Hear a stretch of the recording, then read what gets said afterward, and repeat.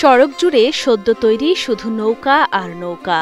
এসব নৌকা এতটাই মজবুত যে ভ্যান গাড়িতে তুলতে প্রয়োজন হয় 4 থেকে 5 জন লোকের। এমনকি এখানকার নৌকার কদর এতটাই বেশি যে প্রতি হাটে বিক্রি হয় 1.5 থেকে 2 লাখ টাকার নৌকা। প্রতি বছরই নৌকা আমাদের দরকার হয়, এটা খাল বিল তো এই জন্য সবসময়ের জন্য নৌকার প্রয়োজন আসে। তো আমরা আসছি এখানে নৌকা কেনার জন্য। নদীর পাশে আমাদের নতুন বাড়ি, তো এখানে আমরা ঘুরবো, এই জন্য আমরা নৌকাটা কিনতে আসছি। বর্ষার সিজনে নৌকা আমাদের দরকার, সেই জন্যই আমরা আসছি।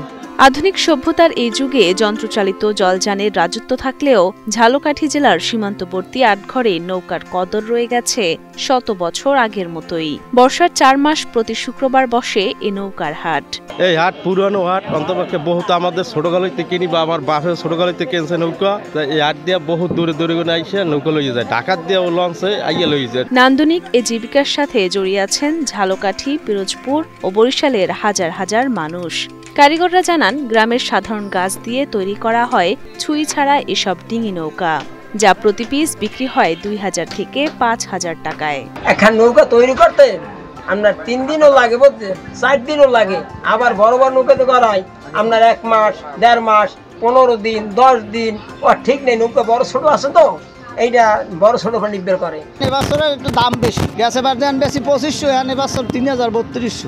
নৌকা আছে বিভিন্ন ধরনের, 4000, 5000, 3000, 2500 এরকমই।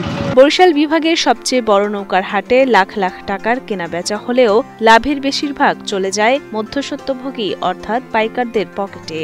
পুঁজির অভাবে 100 বছরেও কারিগররা তাদের ভাগ্য বদল করতে পারেনি বলে জানান হাট ইজারাদাররা। আমাদের এই হাটটি প্রায় 100 বছরের পুরনো হাট। এই বৃহত্তম দক্ষিণ বরিশাল বিভাগের ভিতরে এই হাটটি শ্রেষ্ঠ হাট, 100 বছর পুরানো।